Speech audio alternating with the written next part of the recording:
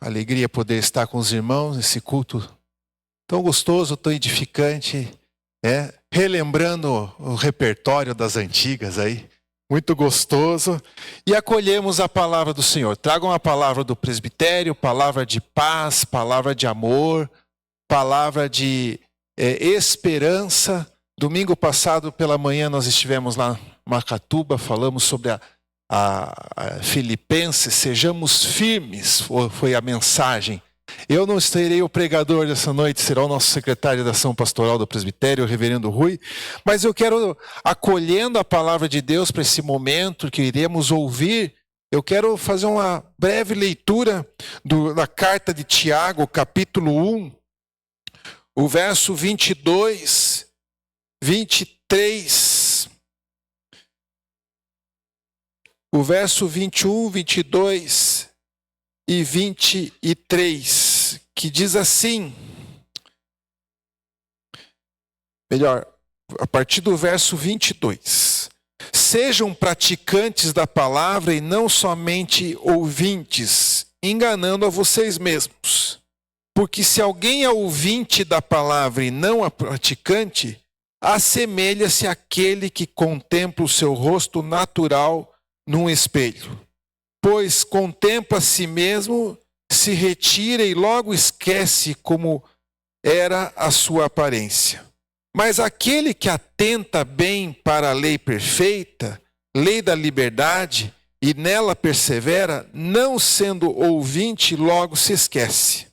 Mas operoso praticante, esse será bem-aventurado no que realizar. Acolhendo a palavra de Deus, não apenas como ouvintes, mas como praticantes. O maior desafio dos dias de hoje, da realidade de hoje como igreja, é que nós temos muita informação, nós temos muito acesso a muitas palavras que às vezes não são palavras de Deus, mas são anunciadas como palavras de Deus. E muitas vezes rejeitamos ou ignoramos a verdadeira palavra do Senhor. E estar numa igreja, estar numa comunidade de fé, nos ajuda a discernir aquilo que edifica e o que não edifica. Aquilo que é verdade e aquilo que é suposição. Aquilo que muitas vezes é do homem e aquilo que vem realmente do coração de Deus. A carta de Tiago, nesses breves versículos que eu li aqui, fala de nós não apenas ser ouvintes, mas agora nós vamos ouvir a palavra e que possamos, aquilo que Deus trouxer ao nosso coração, através da boca e da pessoa do reverendo Rui, que nós possamos buscar praticar essa palavra. Porque a palavra que será pregada não é a palavra do homem, mas é a palavra do próprio Deus nas Sagradas Escrituras. Amém? Vamos acolher a palavra dessa forma, com carinho, mas também com responsabilidade em ouvir nesse momento, mas também com o desejo de colocar em prática. Você pode se colocar de pé mais uma vez, por gentileza. Vou pedir que o reverendo Rui se aproxime aqui para nós podermos orar pela vida do nosso pastor e que ele seja um homem realmente usado nesse momento, um instrumento de Deus. Você pode estender a sua mão em direção a ele aqui? E vamos orar, vamos pedir a bênção de Deus sobre a vida dele. Pai eterno, Pai querido, graças te damos, porque a tua palavra é viva, a tua palavra é eficaz, a tua palavra é fonte de vida para a nossa vida espiritual, para a nossa vida comunitária, para a nossa vida como família da fé. E agora, com as nossas mãos estendidas em direção ao teu servo, nós pedimos que o Senhor, ó Pai, o revista de autoridade do Espírito Santo e que, Senhor Deus, da boca dele saiam palavras que vêm do Senhor, ó Pai.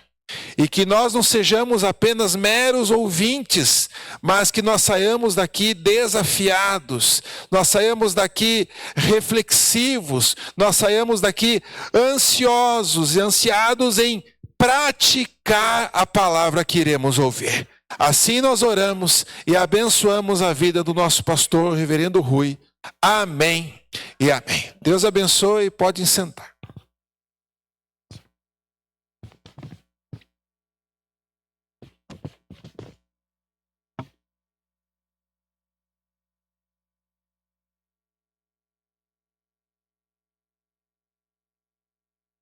Paz, irmãos.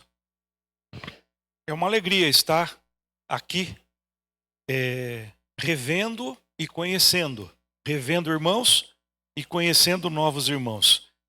É algo que gratifica nossos corações e que Deus possa estar agindo a partir de mim, para que minha boca fale aquilo que o Espírito Santo quer que seja dito, que não sejam apenas palavras do homem ruim, mas palavras do servo usado pelo Espírito Santo. Amém?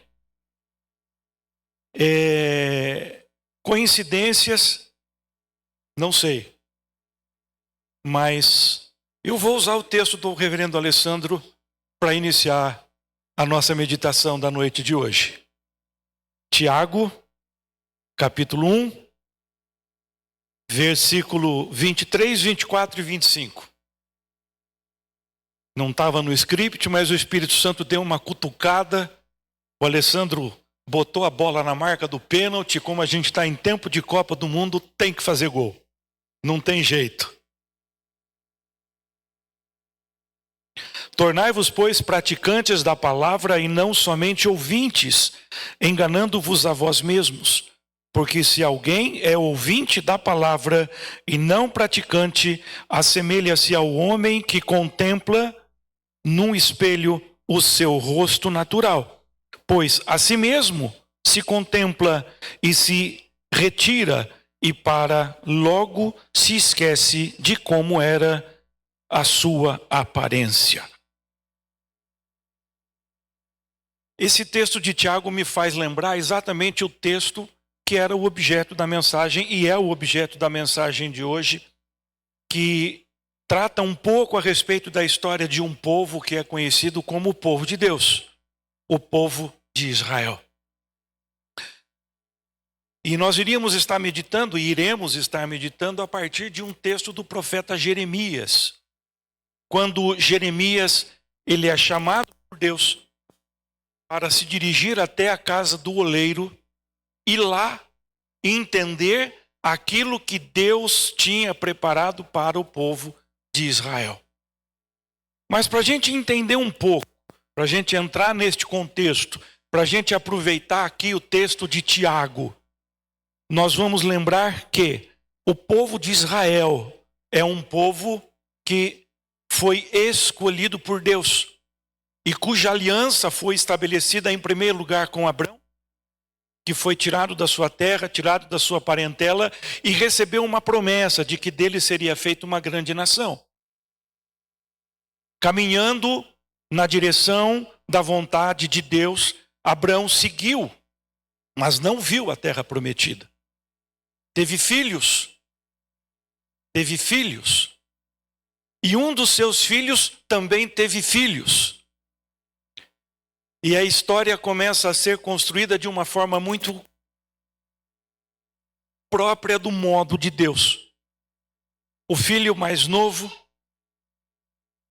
dado a sonhos, teve um sonho que irrita os irmãos mais velhos e que passam a intentar contra a própria vida deste menino.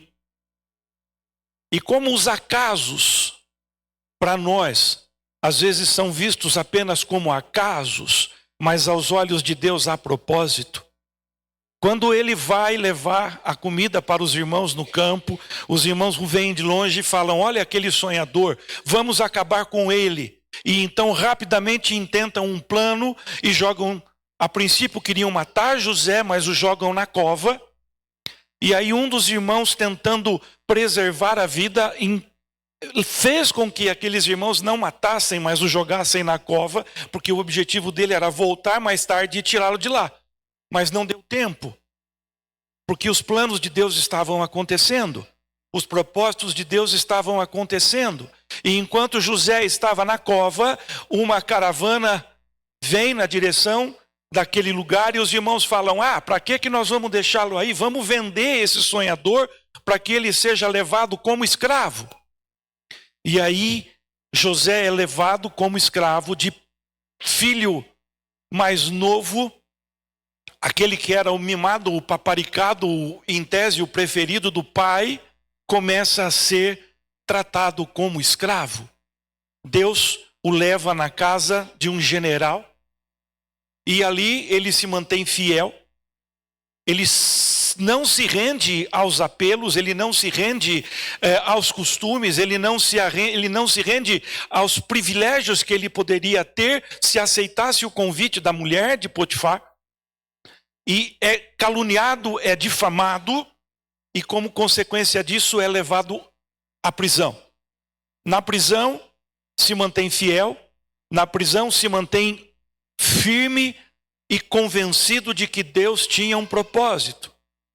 E Deus tem um propósito. Porque então Faraó tem um sonho, e antes disso, 2 prisioneiros que estavam com ele também tiveram um sonho, e ele revela o sonho desses prisioneiros. Um deles é levado, restituído a sua função na presença de Faraó. E quando Faraó tem este sonho, os seus sábios não conseguiam decifrar.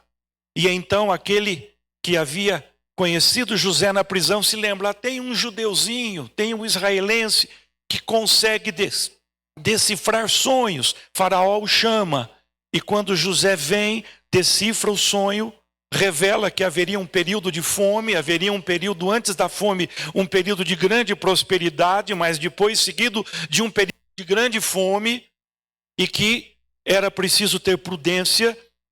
Faraó, movido por Deus, coloca José no mais alto cargo, abaixo apenas dele, responsável por governar o Egito.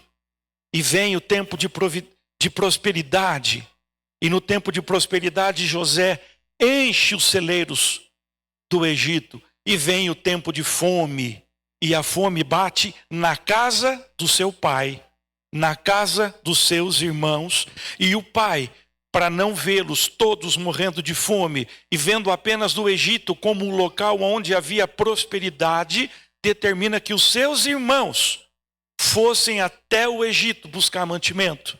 E quando chegam no Egito, não reconhecem, mas estão diante daquele que eles haviam jogado na cova.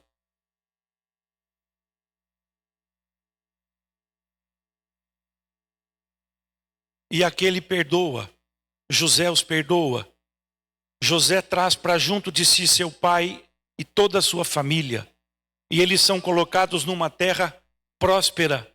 E a Bíblia nos diz que ali eles prosperaram muito, cresceram muito, se enriqueceram. Mas vem um tempo, passa o tempo, e se esquecem de José, se esquecem dos seus feitos, e Faraó começa a se preocupar com a prosperidade do povo de Israel. E então tenta impedir esta prosperidade, impondo um pesado jugo, e para que as famílias dos hebreus não crescessem, determina que todos os meninos nascidos fossem executados. Mas uma mãe corajosa desobedece e guarda o seu filho, Moisés. Esconde-o, colocando em risco a própria vida. E esse menino acaba sendo levado pela irmã num cestinho no rio. E pela providência de Deus, ele é acolhido pela filha de Faraó e é colocado no palácio de Faraó e tratado como nobre. Mas o seu coração, que havia sido orientado por Deus, porque a menina, irmã Miriam, quando vê a filha de Faraó se aproximando, coloca aquele berço na água e faz com que ele chegue até a filha de Faraó. E ela então já se apresenta dizendo: olha, tem uma mulher aqui que deu à luz, que teve que perder o filho por conta do decreto, e ela pode muito bem cuidar deste menino enquanto ele tem que mamar, enquanto ele... Estão entendendo as coincidências de Deus? Então Moisés foi orientado, criado até a sua juventude dentro da lei de Israel. Então ele, a partir do momento que se torna um jovenzinho, vai para o palácio usufruir das benesses de uma vida de nobre. Mas conhecedor disso, ao ver um escravo hebreu sendo surrado injustamente, acaba matando aquele feitor e acaba fugindo de medo. E em meio à sua fuga, ele se casa, ele vai apacentar as ovelhas do seu sogro, e num belo dia, quando tudo parecia ser apenas mais um dia, assim como tantos outros na vida daquele pastor de ovelhas, algo acontece de sobrenatural. Ele apacenta as ovelhas e então ele enxerga uma sarça que queimava, mas ela não se consumia. Ela pegava fogo, ela queimava, mas ela continuava queimando e não se consumia. Curioso, ele esquece tudo e vai em direção àquela sarça. E daquela sarça então vem a voz de Deus, o desafiando e o chamando para cumprir o seu propósito, que era voltar ao Egito e tirar o povo de Israel da servidão e levar este povo à terra que ele havia prometido a Abrão, aquele Abrão, tataravô de José. E então ele volta, e ele, usado por Deus, abençoado por Deus, consegue convencer Faraó, depois de um longo período, depois de várias intervenções divinas, ele tira o povo de Israel do Egito e leva este povo até a terra prometida.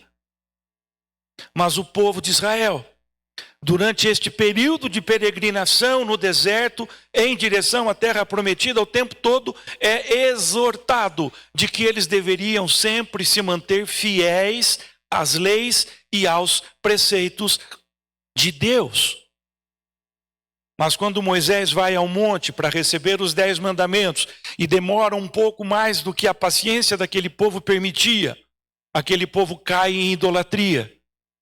E então Deus se ira contra aquele povo. Por quê? Porque não souberam esperar o tempo. Porque Deus estava recebendo as tábuas da lei. E Deus estava entregando a Moisés as diretrizes, as regras, para que aquele povo pudesse viver de maneira santa e separada na terra prometida.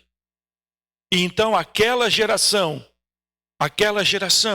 paga um preço alto. Nenhum deles iria contemplar a terra prometida por conta do pecado, da idolatria, por conta do pecado de não haverem se mantido fiéis às orientações de Deus. E Moisés, porque tomado de ira quebra a tábua, também foi repreendido e também não teve o privilégio de entrar na terra prometida. E quando eles estão à porta da terra prometida, Deus então, cumprindo aquilo que ele havia dito a Moisés, levanta Josué para completar a obra, leva Moisés ao alto de um monte e fala: olha aí a terra, mas você não vai entrar, porque você não foi fiel, porque você não foi brando, porque você agiu com ira e quebrou a tábua da lei. Mas Josué vai cumprir a promessa. Josué será um instrumento do cumprimento desta promessa. E então aquele povo entra na terra prometida e Josué é usado por Deus para permitir que começasse o processo de domínio daquela terra. Então surge a necessidade, segundo o coração dos israelitas, de terem reis, porque era o costume dos outros povos terem reis. Eles não aceitavam ser governados por Deus, o Rei dos reis, o Senhor dos senhores. Mas eles queriam um rei, porque os outros povos tinham um rei. Então Deus permite que isso aconteça. E começam as sucessões dos reis. Mas nesse meio tempo, Josué adverte o povo de que quando eles estivessem na terra, quando eles tivessem possuído a terra, quando eles tivessem se tranquilizado no domínio daquela terra, eles não deveriam, em hipótese alguma, se contaminar pelos costumes e se curvar aos deuses daquele povo.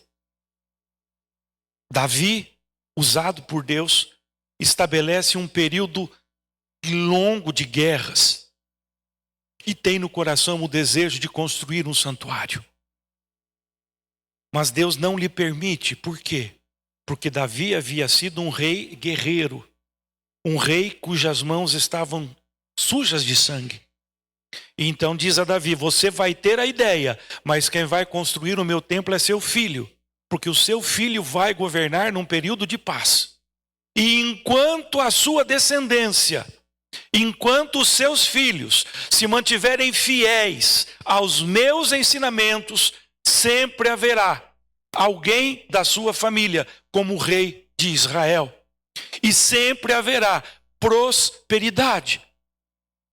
Mas aí, aquele povo contemplando e experimentando este período de prosperidade, este período de paz, este período em que eles passam a ser respeitados por todos os seus vizinhos, cujas suas fronteiras estavam bem definidas, bem seguras, o reino de Israel estava forte. Por conta da desobediência, aquele povo, a exemplo do que acontece no texto de Tiago, aquele povo começa a contemplar a sua própria experiência, aquele povo começa a não se atentar mais à palavra de Deus, aquele povo começa a não se atentar mais aos cuidados e aos costumes estabelecidos por Deus, e começam a se curvar para os costumes daquela terra, e começam a se render para os deuses daquela terra, e começam a levantar altares para os deuses daquela terra, e começam a se afastar da glória e da graça de Deus. E aí entra o ministério do profeta Jeremias. Quando a gente olha o capítulo 18, versos de 1 a 6, nós vemos que a palavra do Senhor que veio a Jeremias dizendo: dispõe-te e desce à casa do oleiro, e lá ouvirás a minha palavra. Desce à casa do oleiro, e eis que ele estava entregue a sua obra sobre as rodas. Deus diz a Jeremias: dispõe-te. Jeremias é um profeta. O profeta é aquele responsável por ouvir a palavra de Deus, ouvir a exortação de Deus e levá-la ao povo, para que o povo possa corrigir a rota, para que o povo possa se converter dos seus maus caminhos, para que o povo possa endireitar a caminhada e colocar tudo conforme a vontade de Deus. Então Deus fala a Jeremias: dispõe-te e vai. Dispõe-te e desce até a casa do oleiro. E Jeremias então se dispõe, e Jeremias vai até a casa do oleiro, e lá quando ele chega, o oleiro estava exatamente fazendo aquilo que era o seu costume. O oleiro estava trabalhando uma peça de barro. O oleiro estava exercendo a sua atividade.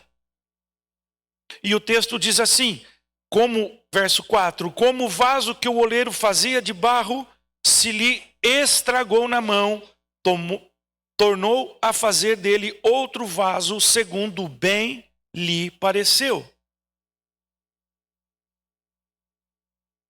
Então veio a mim a palavra do Senhor. Jeremias então está dizendo, quando a peça que o oleiro estava fazendo quebrou nas suas mãos, veio a palavra de Deus até ele. E a palavra de Deus foi essa: não poderei eu, verso 6, não poderei eu fazer de vós como fez este oleiro, ó casa de Israel?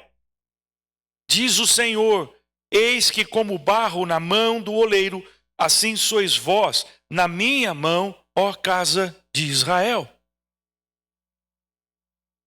O que é que estava acontecendo com a história de Israel?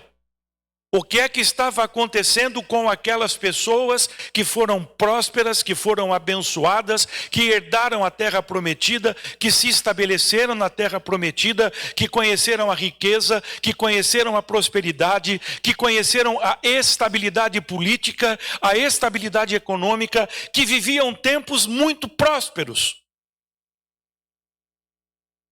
Eles não estavam vivendo de acordo com a vontade de Deus.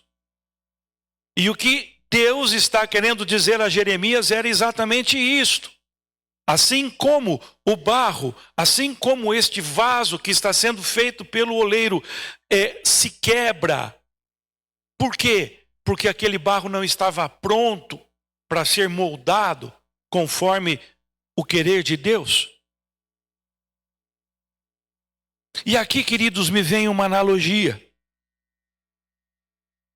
Do que nós fomos feitos? Do que nós fomos feitos? Qual a matéria-prima que Deus usou para nos fazer, para nos criar? Lembram do Gênesis? O que é que Deus fez? Ele tomou o pó. Ele tomou o barro e moldou a cada um de nós conforme a sua imagem e semelhança.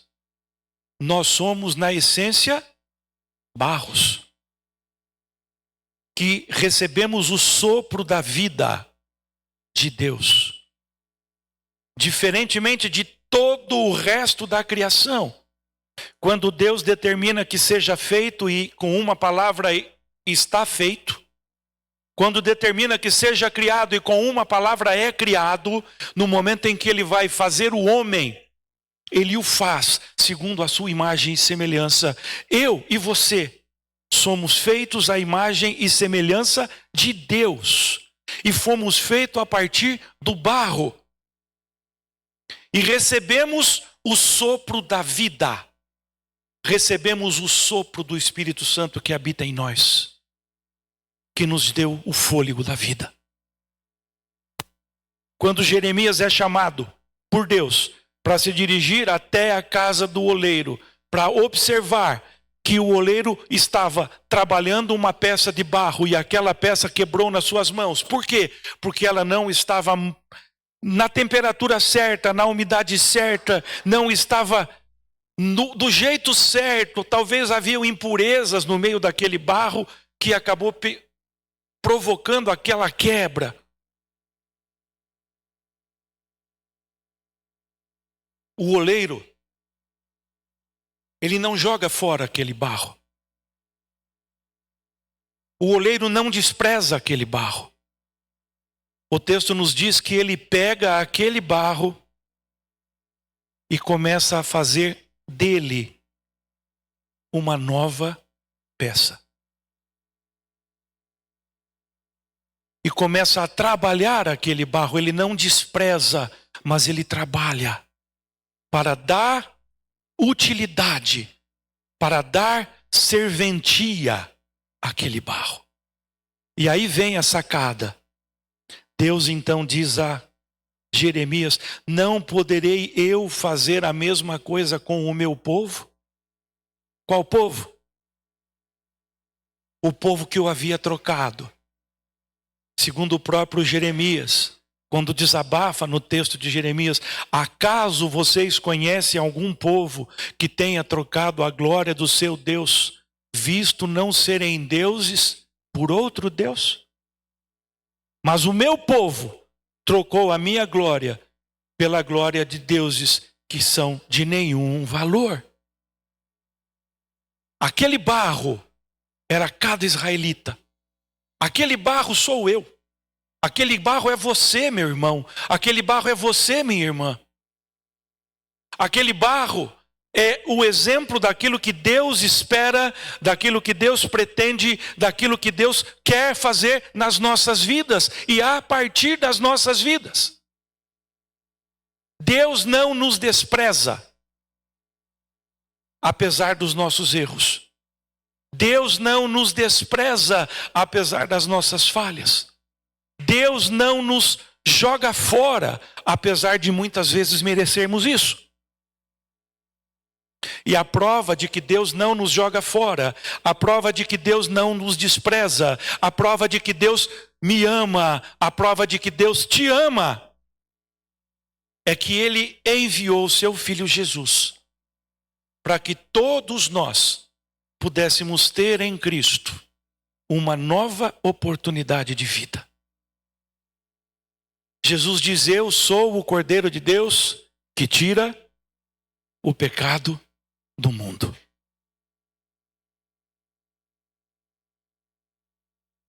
E a Bíblia nos ensina, porque Deus amou ao mundo de tal maneira que deu seu Filho unigênito, para quê? Para que todo aquele que crê em quem? Nele, Jesus, não pereça, mas tenha a vida eterna. Eu me vejo como este barro na mão do oleiro. Eu me vejo como este barro impuro, impróprio, incapaz de ser ou se tornar algo bonito e agradável para poder ou ser útil para transportar alguma coisa, ou ser belo para enfeitar uma sala. Eu me vejo como este barro. Eu me vejo como aquele que foi quebrado, mas que continua precisando ser quebrado. Porque quando Deus começa uma obra na minha vida, na sua vida, nós não somos uma obra acabada. Mas nós precisamos vir a ser. Ou seja, nós precisamos continuar sendo trabalhados, sendo moldados, sendo feitos conforme a vontade de Deus. Em Apocalipse 21, capítulo 21, verso 5, e aquele que está assentado no trono disse: eis que faço novas todas as coisas. E acrescentou: escreve, porque estas palavras são fiéis e verdadeiras. Eis que faço nova todas as coisas. O desejo de Deus é fazer de mim novidade de vida a cada dia.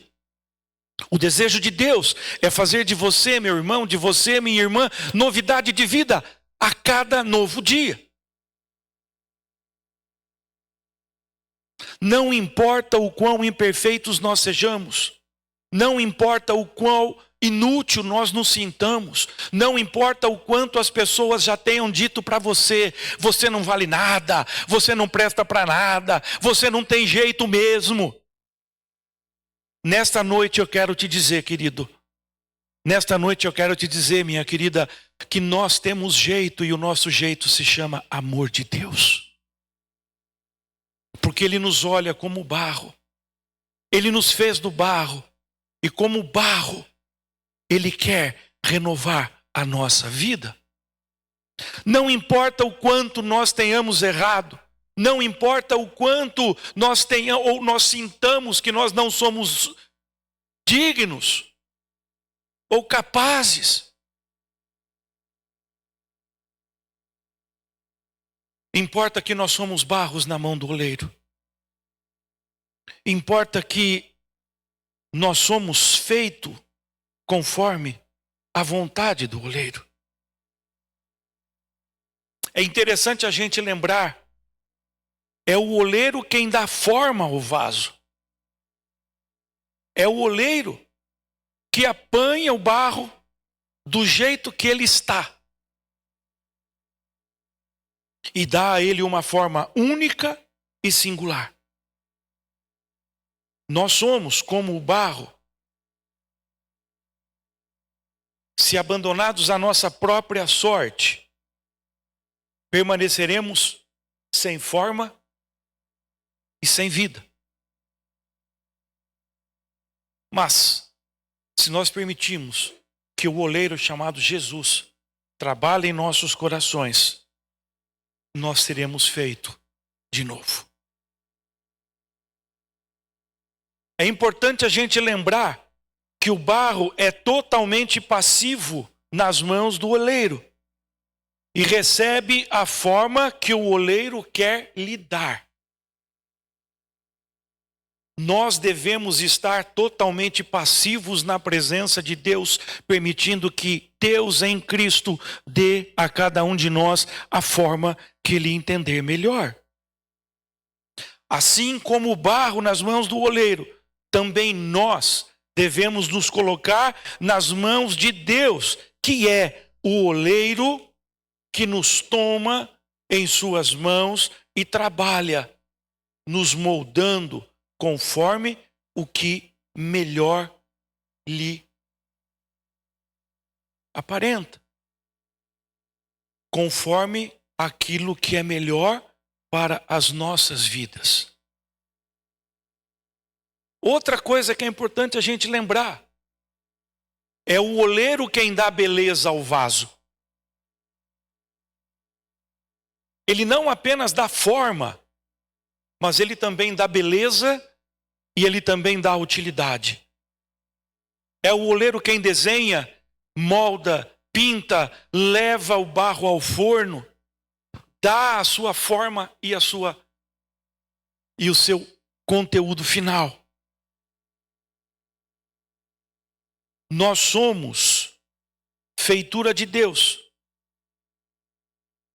Nós somos o poema mais belo que Deus fez. Deus não apenas nos criou,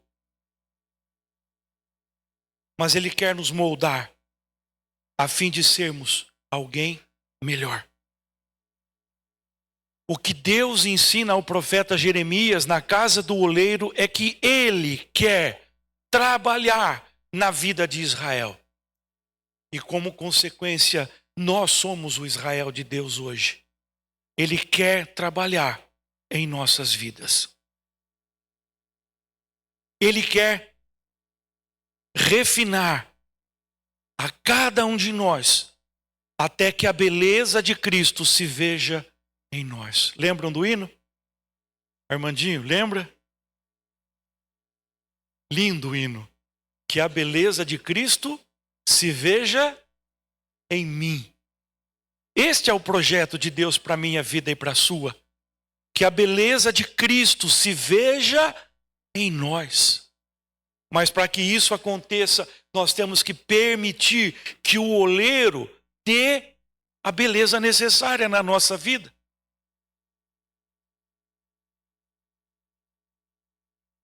Sabe de uma outra coisa?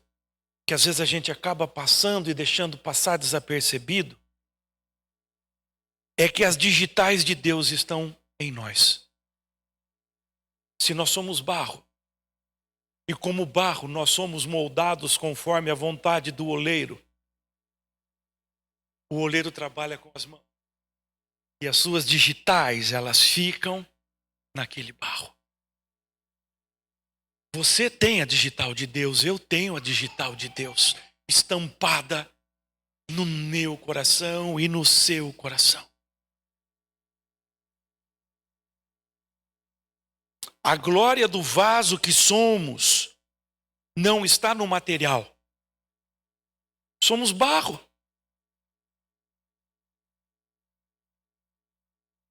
Mas o que está dentro deste vaso é que dá a verdadeira beleza e o seu real valor.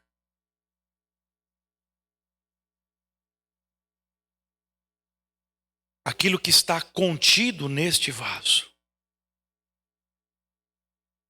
O apóstolo Paulo, lá em 2 Coríntios 4:7, ele diz assim: temos, porém, este tesouro em vaso de barro, para que a excelência do poder seja de Deus e não de nós. Que tesouro? A vida eterna. Que excelência? Estamos cheios do Espírito Santo.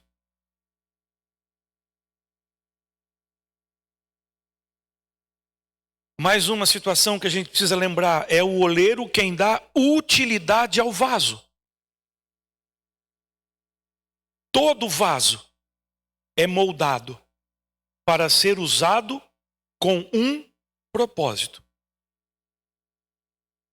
Mas para ele ser útil, precisa ser limpo, não ter rachaduras, pois ele será usado ou para ornamentar ou para transportar algum tipo de conteúdo. E aí, cada vaso é obra única. Cada vaso é feito com uma característica e para um determinado fim. Nós somos obra-prima feitas pelas mãos de Deus.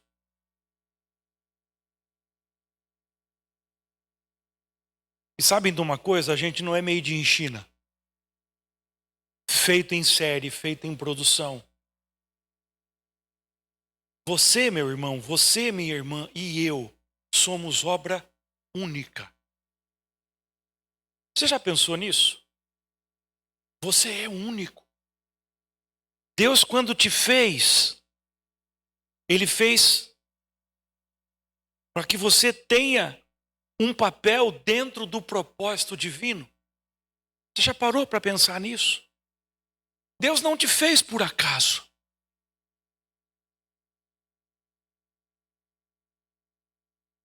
E uma outra coisa que eu queria lembrar, e que eu queria que você gravasse na sua mente nesta noite: não há ser humano que não seja único, dotado de linhas, cores e formas totalmente distintas de outro.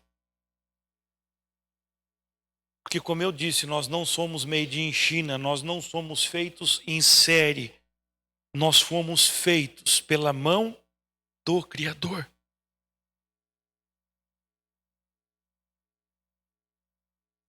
Cada vaso é singular. Você e eu somos singulares aos olhos de Deus. Você e eu somos únicos aos olhos de Deus. E eu queria lembrar uma última coisa. É o oleiro quem faz de novo o vaso estragado.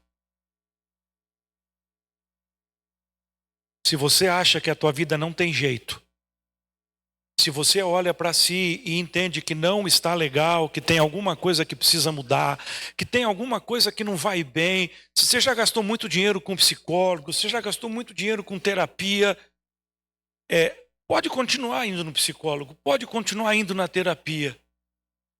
Mas eu quero dizer para você que só Deus tem a capacidade de fazer de novo o vaso. Só Deus faz de novo o vaso que está estragado. Deus ensina a Jeremias que o oleiro não joga fora o vaso que se estragou, mas reinicia o processo, trabalhando pacientemente, faz um novo vaso que terá utilidade, que terá beleza, que terá serventia. Deus ensina que Ele não joga fora o vaso que foi danificado. Ele o amassa, Ele o pressiona, Ele estica, Ele comprime, Ele põe mais água, Ele amassa de novo, Ele sacudece de novo.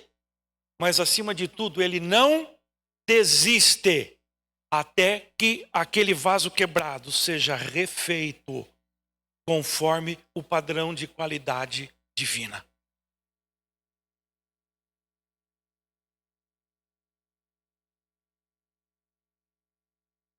E é o que Deus fala para Jeremias diante daquele povo teimoso, diante daquele povo severo em não fazer a vontade de Deus, e é o que Deus quer falar para cada um de nós nesta noite. Não poderei eu fazer de vós como fez este oleiro, ó casa de Israel?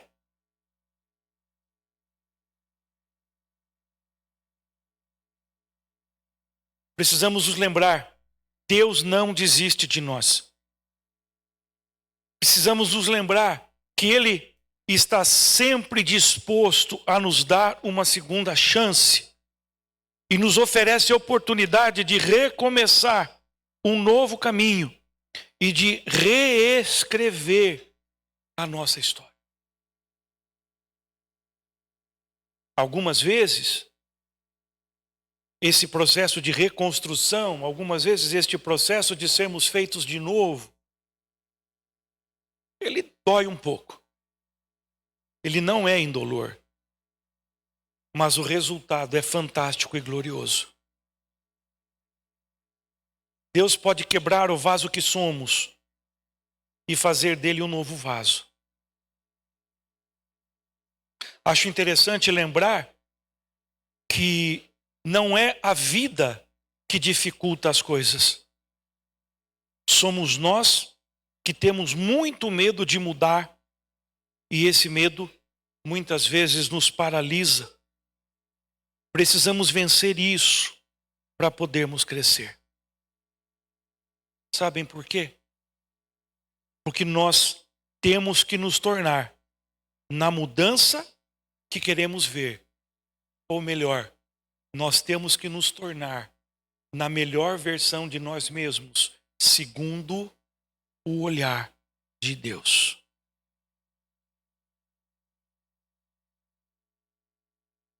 Mas para isso a gente precisa responder duas perguntas. E a primeira é: qual é o tempo para mudar? Eu vou mexer com o Armandinho aqui. Lembra do Chaplin? Lembra? O Chaplin diz o seguinte: cada segundo é tempo para mudar tudo para sempre. Cada segundo é tempo para mudar tudo para sempre. E Tiago, no capítulo 4, verso 13, me ajudem aí, alguém ache. Tiago 4, 13, alguém ache Mateus 25, 13, e alguém ache 2 Coríntios 5, 17. Vão me ajudar? Tiago 4, 13 e 14, Mateus 25, 13 e 2 Coríntios 5, 17. Qual é o tempo para mudar? Segundo a filosofia de Charlie Chaplin, cada segundo é tempo para mudar tudo. Mas segundo a filosofia de Deus, né? Vamos lá? Quem abriu Tiago 4, 13 e 14? Não vamos ter vergonha, preciso da ajuda de vocês.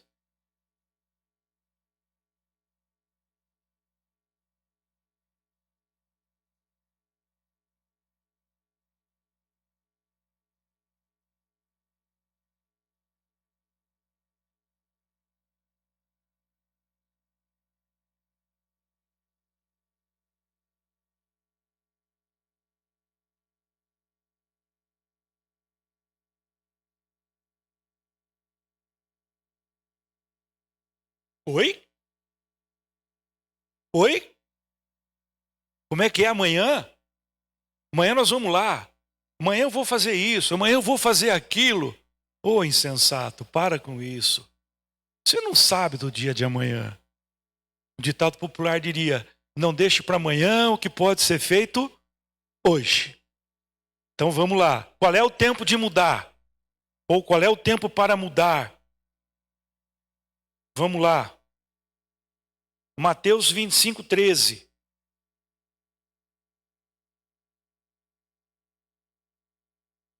Epa! Qual é a orientação de Jesus? Vigiem. Por quê? Porque a gente não sabe o dia, a gente não sabe a hora. Deixar para amanhã é um bom negócio. Qual é o tempo de mudar?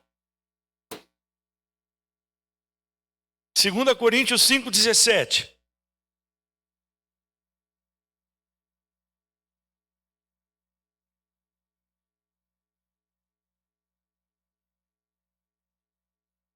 Qual é a receita? Se alguém está em mim, é nova criatura. As coisas antigas passaram e se fizeram novas. Qual é o tempo de mudar?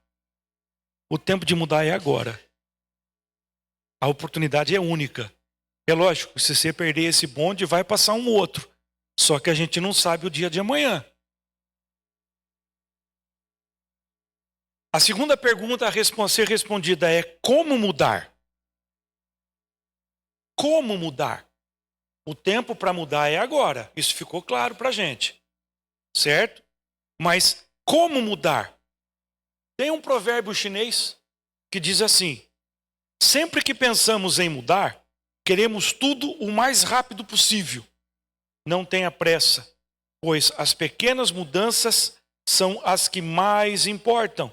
Por isso, não tenha medo de mudar lentamente. Tenha medo de ficar parado. Me ajudem de novo. Filipenses 3, 12 a 14. Alguém acha aí? Romanos 12, 2 e 3. 2 Coríntios 3, 18. E 2 Coríntios 5, 17. Todo mundo me ajudando? Filipenses 3, de 12 a 14. Romanos 12, de 2 a 3. 2 Coríntios 3, 18. E 2 Coríntios 5, 17. Quem achou Filipenses, está na agulha.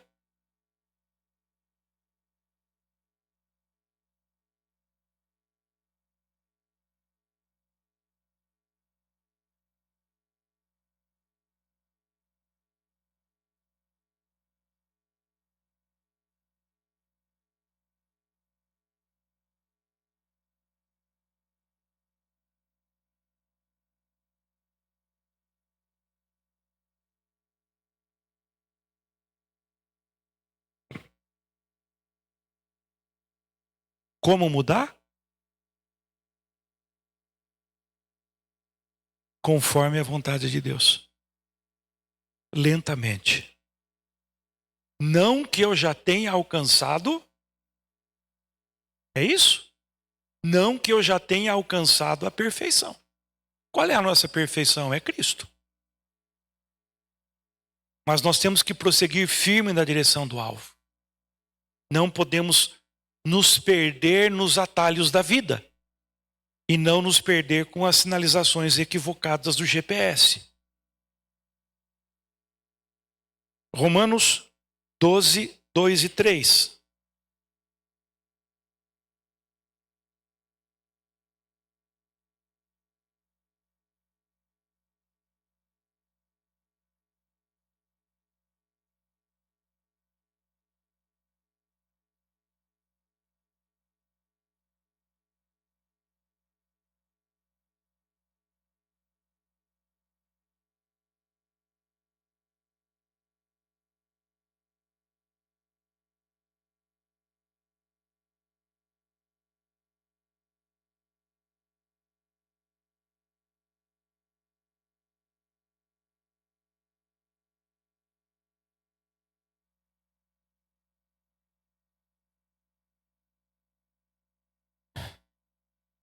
O que vocês acham?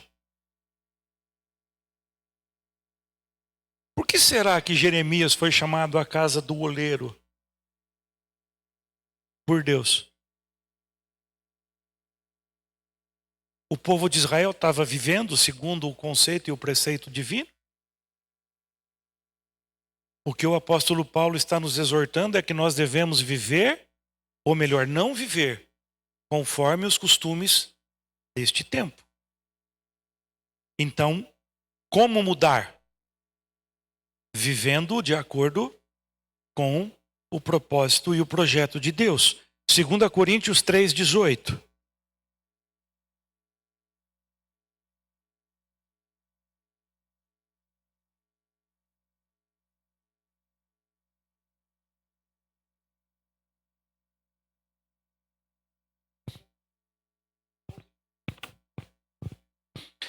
Com a face descoberta,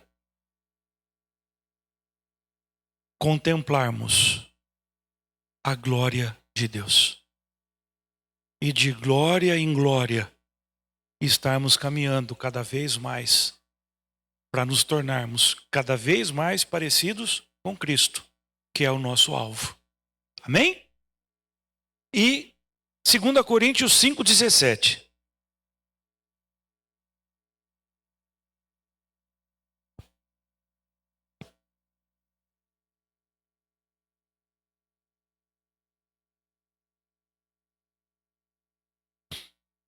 Tranquilo?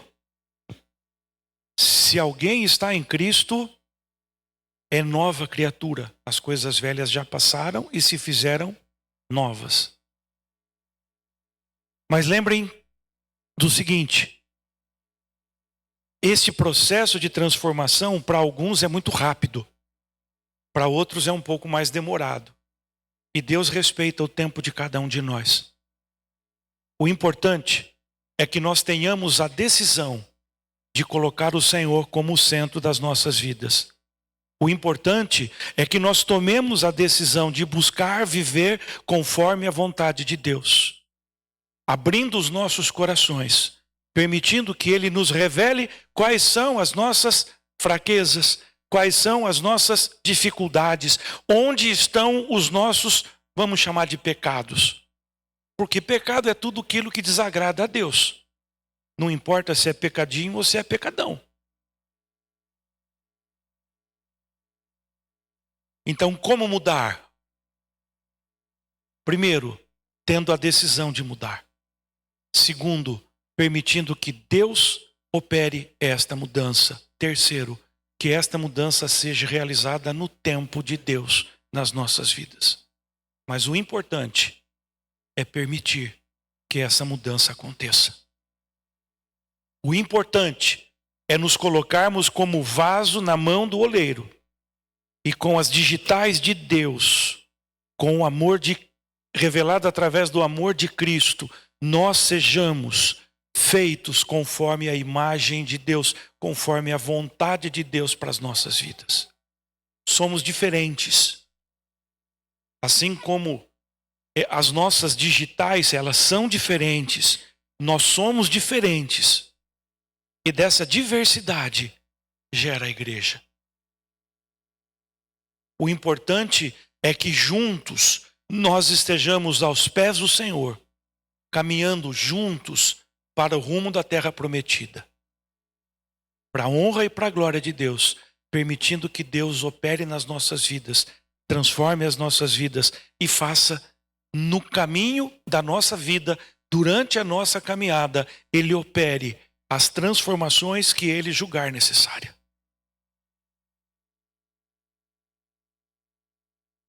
Acho muito bonita a fala de Paulo e o testemunho de humildade de Paulo. Não que eu já tenha alcançado a perfeição, mas prossigo firme na direção do alvo. Prossigo firme na direção do alvo. Não se envergonhe dos seus erros. Arrependa-se dos seus erros. A vergonha não gera mudança. O arrependimento gera transformação. Amém? Que Deus nos conduza para a honra, para a glória do seu nome e que nós sejamos a igreja que Cristo espera que sejamos. Que cada um de nós, conscientes da nossa importância para o povo de Deus, para a igreja de Cristo, estejamos sendo transformados, usados e renovados para a honra e para a glória do Senhor.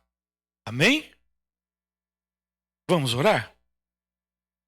Senhor presidente, pode vir fazer essa oração de novo? O senhor começou orando, termina orando.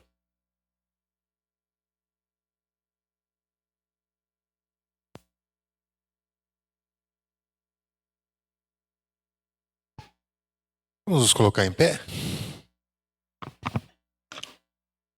Deus abençoe, reverendo Rui, seu ministério.